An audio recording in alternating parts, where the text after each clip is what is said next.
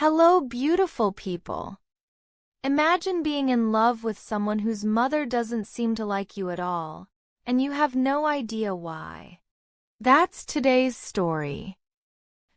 Kneaded together. I first met Ryan on a wet Thursday evening. Rain was falling hard, and I was hurrying home from the bookstore where I worked. I carried a paper cup of coffee for myself, but the wind was strong. The lid popped off and the drink spilled on my sleeve. I ducked into the first shop I saw. It was a small bakery with warm yellow lights. The smell of fresh bread filled the air. A tall boy stood behind the counter. He wiped his hands on an apron and smiled. "Bad night?" he asked. I nodded, water dripping from my hair. "I just needed a place to dry," I said. "Stay as long as you like," he replied. His voice was calm and kind. He poured me a fresh cup of coffee and pushed it across the counter. "No charge. You look cold." That was Ryan. The next week I went back to the bakery. I told myself it was for the bread, but I knew the truth. Ryan was there again. He remembered my name after I introduced myself once. He laughed easily, not loud, just a soft sound that made me feel safe. Soon we talked almost every day. I learned that he was 24, 2 years older than me. He worked in the bakery with his mother, Mrs. Hale. His father had died a year ago. Our first walk by the river came in early spring. The air was cool but gentle. We shared small stories, my college classes, his plans to finish his business degree. When our hands brushed, he didn't pull away. Neither did I. By summer we were together. Felt simple, like breathing. He would wait for me after my bookstore shift. Sometimes we sat on the bakery's back steps and watched the sky change color. I met his mother after 2 months. She was a tall woman with sharp eyes. Her hair was tied neatly, not a strand out of place. She shook my hand and gave a small smile. "Nice to meet you, Anna," she said. Her voice was polite but cool, like a door half closed. At first I thought she was shy. But soon I noticed the small things. When I offered to help wash dishes, she said, "No, you might break the plates." When Ryan invited me to join them for dinner, she said, "It's a family night." Her words were not cruel, but they left me cold. One quiet evening, she asked to speak with me alone. Ryan was in the back room cleaning. She set down a tray and folded her arms. "Anna," she said, "Ryan has a lot on his shoulders. The bakery needs him. He must stay focused. I think it's better if you give him space." I opened my mouth, but no sound came. Her eyes were steady, not angry, just firm. I felt like a child who had done something wrong. When Ryan returned, she smiled as if nothing had happened.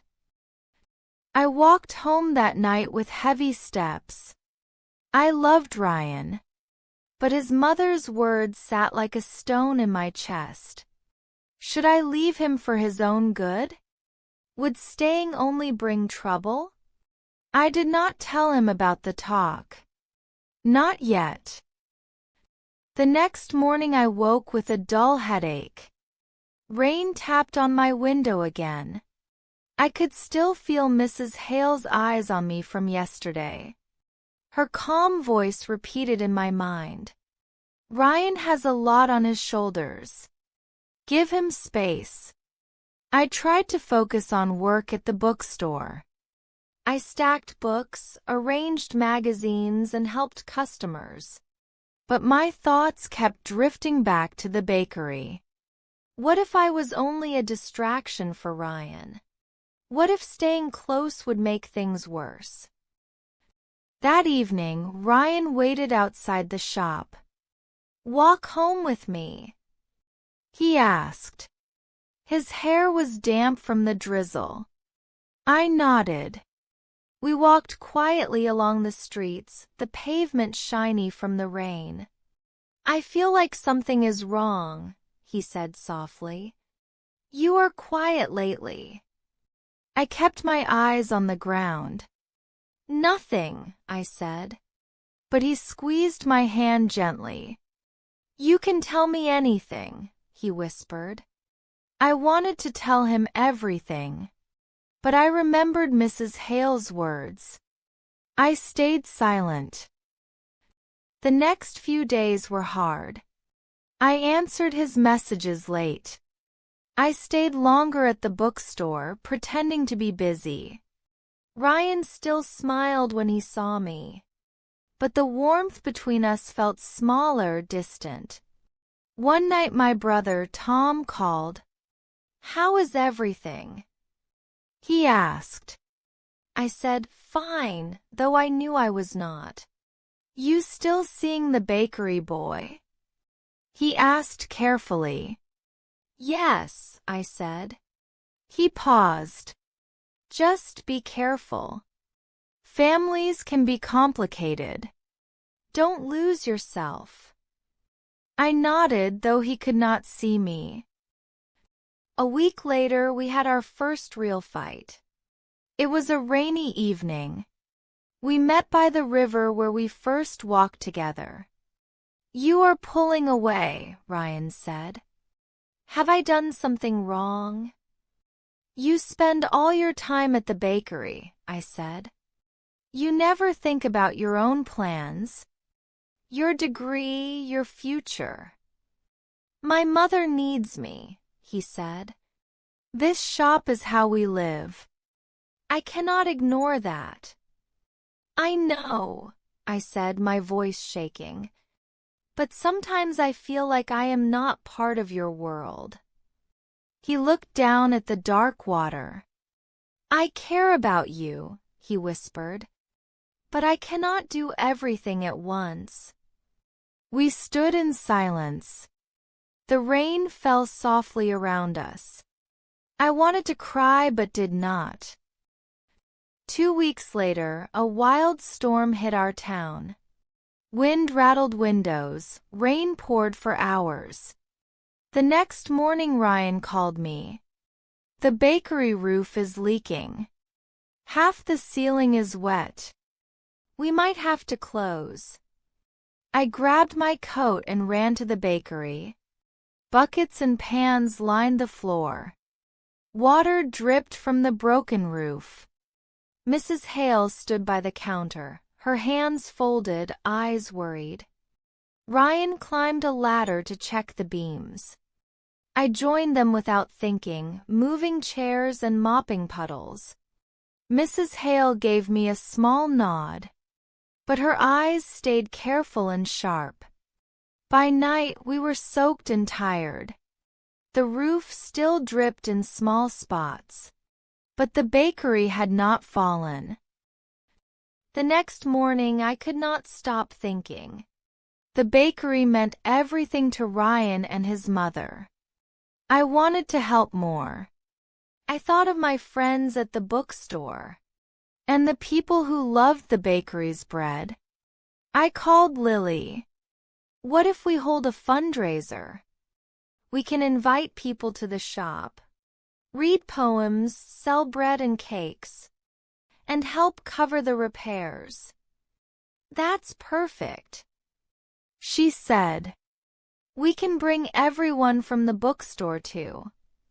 I went to the bakery to tell Ryan and Mrs. Hale. Ryan's eyes lit up. Mrs. Hale listened silently, arms crossed. Finally she said, "It could help." I felt a small relief. For the next week we worked together. I made posters. Lily arranged music and reading sessions. Ryan baked small cakes every evening. Mrs. Hale watched me closely.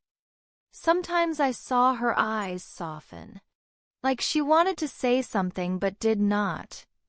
The night of the event, the shop glowed with warm lights. Friends read poems. Children laughed and ate warm rolls. A jar at the counter filled with coins and notes. Ryan smiled at me across the room. Flower on his cheek. I smiled back, my heart feeling lighter. After the last guest left, we cleaned together. Mrs. Hale counted the money. Ryan carried trays to the back. She turned to me. "Anna," she said softly. I froze. "Thank you," she said. "You helped tonight.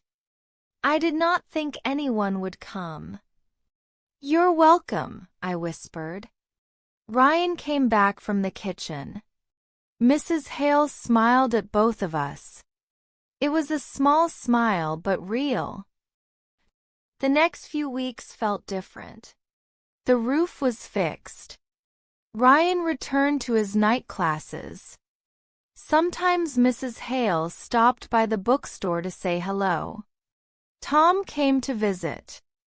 He met Ryan for coffee and said, "He's steady. I like him." I felt a quiet joy. I still loved Ryan. But now the stone in my chest had become lighter. But life was never perfectly quiet. One Monday morning, I received a call from the bakery. Ryan sounded tired. "The mixer broke," he said. "I cannot finish the morning dough alone. Can you come?" I hurried there after my shift. Mrs. Hale was already there, standing near the counter, her hands crossed. When she saw me, she said, "Anna, you do not have to do everything. Ryan can manage." "I know," I said softly. But he sounded stressed. She looked at me carefully, and for a moment I thought she might smile. But then her eyes tightened. "I just do not want him distracted." I nodded, feeling that familiar weight on my chest. Even after all the work we had done together. Even after the fundraiser. Her words reminded me of the distance that still existed. Ryan came to the counter, his apron dusted with flour. "Thank you for coming," he said quietly. His eyes lingered on mine. I wanted to tell him everything, but I feared it would hurt him further. It was a rainy Thursday again. I walked past the bakery and saw Ryan and his mother talking in the corner. I slowed down, trying not to stare, but I could see Mrs. Hale's eyes sharp and her hands folded. Ryan's face was tense. He looked worried, almost like he was being scolded. I didn't hear their words clearly, just bits and pieces. Focus, responsibilities, careful, distractions. I felt a tight ache in my chest. Was I a problem? Was I in the way? I turned and walked away quickly, pretending I hadn't seen anything. That night, Ryan called. "Anna, where are you? I wanted to talk." I didn't answer at first. I was afraid to speak, afraid to explain. The next day, I avoided the bakery. I stayed longer at the bookstore, answered his messages slowly, and smiled lightly when I met him. Inside, my heart ached. I wanted to tell him that I wasn't trying to cause trouble, that I cared, but I didn't know how. Ryan noticed. "You seem far away," he said softly when we walked by the river. I'm fine," I whispered, keeping my eyes on the wet pavement. But Ryan wasn't convinced. He took my hand gently. "Anna," he said, Please tell me what's wrong. Did I do something? I looked down, biting my lip. I saw you and your mother. You looked tense. I think maybe I'm in the way. Ryan's eyes softened. He stopped walking and lifted my chin gently.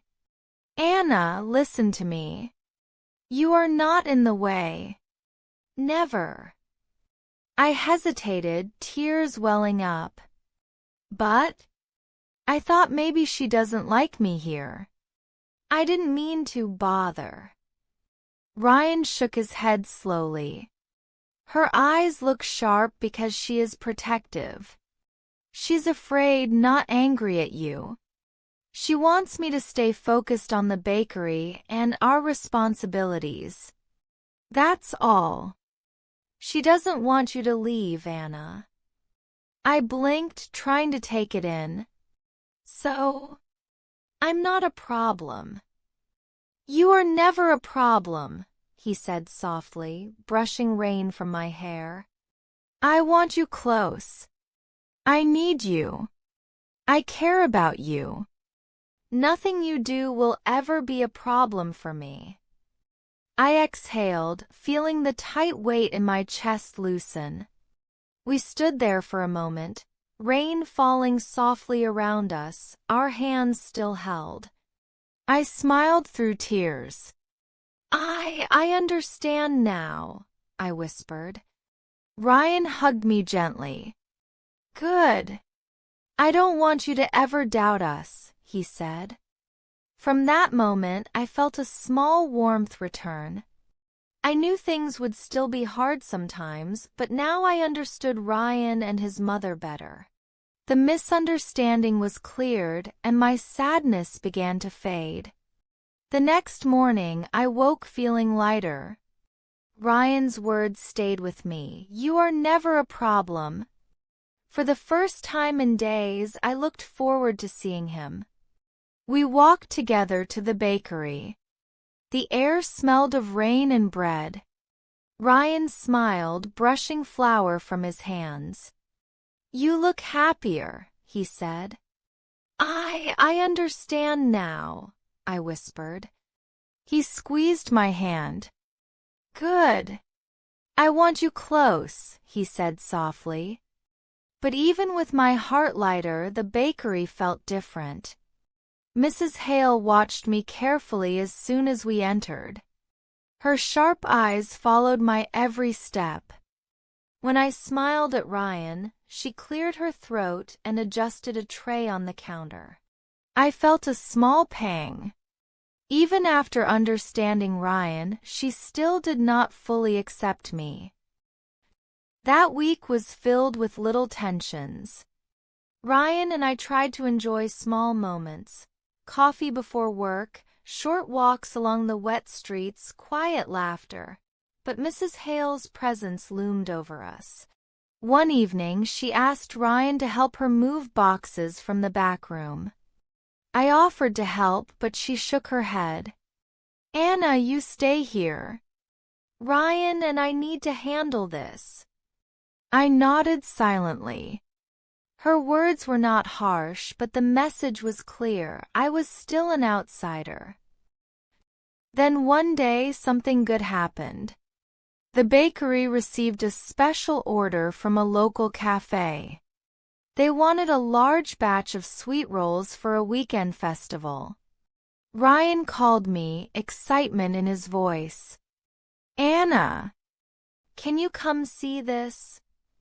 I hurried over, my heart lifting. Ryan showed me the order sheets, the flour sacks stacked neatly, and the plan for the weekend. His eyes sparkled when he spoke, and for a moment Mrs. Hale's usual sharpness softened. She nodded at him, a small approving look passing between them. The bakery was filled with the warm smell of dough and sugar. Ryan was busy measuring flour and preparing the dough. I watched him, smiling. Mrs. Hale stood near the counter, arms crossed, observing quietly. Ryan said, This order is big, but I think we can finish it before the festival. Want to help me arrange the trays? Of course, I replied. I carefully arranged the empty trays, passing them to Ryan. He placed the sweet rolls on them, and the warm smell filled the air. Mrs. Hale glanced at us, shook her head slightly, but her lips twitched in a faint smile. After finishing the first batch, Ryan wiped his hands and grinned. We did it! Look at these, he said, holding up a tray full of perfectly baked rolls. I clapped and laughed. Mrs. Hale set down the coffee she was holding and watched quietly. She nodded, a soft warmth in her eyes, though she didn't say anything yet. In the afternoon, Ryan and I stepped outside with a few trays to load into the delivery van. I can't believe how many we made, I said, amazed. It's easier with a good partner, Ryan said, smiling at me. A neighbor walked by and stopped. Wow, that looks amazing. Your shop will be the star of the festival, they said. Ryan and I exchanged a happy look. By evening, the bakery was quiet again. We sat at the back table, sipping warm tea. It feels nice. All this work turned into something good, I said. Ryan smiled. Yes. And you were part of it too. I smiled back, feeling included and appreciated. One afternoon, a local journalist came to the bakery. They wanted to feature Ryan and the shop in a small-town article. Ryan looked excited, and I could see Mrs. Hale's pride shine through for the first time. Anna, you should be in the photo too, Ryan said. I laughed, embarrassed, hesitating because I was unsure if Mrs. Hale would be okay with it, but she didn't object. Instead, she gently guided me to stand beside Ryan. For a moment, her sharp eyes softened completely as the camera clicked. I blinked in surprise. I could feel a small warmth, a quiet acknowledgement I hadn't seen before. Ryan beamed at both of us. See? We're a team, he said quietly. I smiled, feeling included and happy. That weekend, the festival arrived. Our sweet rolls were a hit. People lined up for hours, complimenting the bakery and Ryan's careful work. Ryan grabbed my hand during a quiet moment. We did it, Anna. Everyone loved the rolls. I felt a glow of happiness. We did it together, I said. Mrs. Hale came by while we were packing the last of the trays. She didn't speak at first, just watched us for a moment. Then she said softly, "You've been very helpful." I nodded, a little shy, unsure how to respond. Mrs. Hale's eyes softened. "I mean it, Anna. You've helped more than I expected." I blinked, surprised, then whispered, "Thank you, Mrs. Hale." One quiet afternoon, Mrs. Hale called me aside. I felt a little nervous, unsure of what she might say. "Anna," she began, her voice soft, "I wanted to talk." I blinked, surprised. She sat across from me at the small table. "I've been hard on you," she said. "Not because I don't like you, but because I was scared. Losing my husband left me cautious. Everything with the bakery and with Ryan has to be careful. I worried that love, feelings, could distract him from his duties and responsibilities." Her words were steady, honest. I listened quietly. "I worried that you might distract him, or that mistakes could happen," she continued. But I've seen how you care, how you respect our life here. I didn't expect to see this. I felt a wave of relief. I never wanted to cause trouble. She smiled faintly, the first fully warm smile I had seen. You haven't. You've helped and you've been kind to him. I'm sorry if I made it difficult. Tears prickled my eyes. Thank you. I understand now. She reached out and lightly touched my hand. Her voice was gentle now, almost like a mother speaking to a friend. Anna, I see that. I see how much you care for him and for this place. You've earned my trust. Truly. I smiled through the tears. I hope we can be closer too. Not just for Ryan, but for us. You will always be welcome here, Anna, she said. I think I misjudged things before. I'm glad you stayed. I nodded slowly, tears still in my eyes. You were right, Mrs. Hale. I didn't see things from your side before. I understand now why you worried about Ryan, about the bakery, about everything. I was just so caught up in my own feelings. She nodded, her eyes kind and steady. I understand, Anna. It's natural to feel that way when you care. I only wished to protect him, but I see now how much you care too. She reached out and gently held my hand, giving it a light squeeze. Her eyes softened as she smiled. Come by any time, even just to sit and talk. You're part of this little family now. From that day, things changed. Mrs. Hale spoke to me more often, quietly asking about my day, offering advice on baking or business, and even sharing small stories about her past with Ryan's father. Her words were warm, gentle, and thoughtful. Ryan and I were closer than ever. We laughed easily, walked together along the river without tension, and shared small moments of care and quiet understanding. Ryan glanced at me, a soft smile on his face. You always know when I need a quiet walk, he said. I nudged his shoulder. Maybe I just like the sound of the river.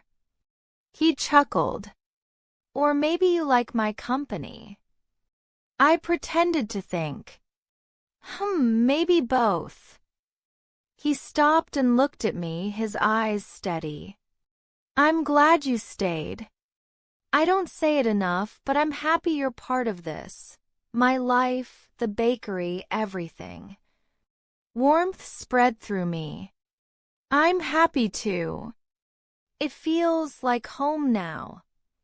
Ryan reached for my hand and held it lightly. Home, he repeated, almost like a promise. I glanced at him, the river light catching on his hair. Your mom, she feels different now. Calmer. I don't feel that wall anymore. Ryan smiled softly. She told me the same. She said she finally sees how much you care. I think she was just scared for a long time, losing my dad, running the shop alone. She thought anything new might pull me away. I understand that now, I said. Back then I only saw my own feelings. I didn't think about what it was like for her. She knows you do, he replied. The other night she said you've brought a little light back into the bakery. That you make things warmer. A quiet warmth spread through me. She really said that? Ryan nodded. Yeah. And she asked me to tell you that she's glad you stayed. She actually said, Anna belongs here. I felt a soft rush of happiness. That means more than I can say, I whispered. I want her to know I'm here for both of you. Not just for the bakery, but for our little family. Ryan's eyes warmed. She knows, Anna. We both do. I squeezed his hand and leaned my head lightly on his shoulder. Then that's enough, I said with a small smile.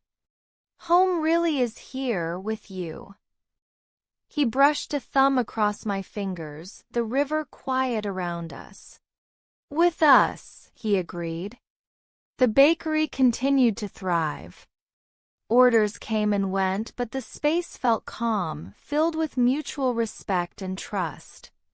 And as I watched Ryan kneading dough, a small smile on his face, Mrs. Hale sitting nearby with a gentle expression, I felt at home. Finally, everything felt right.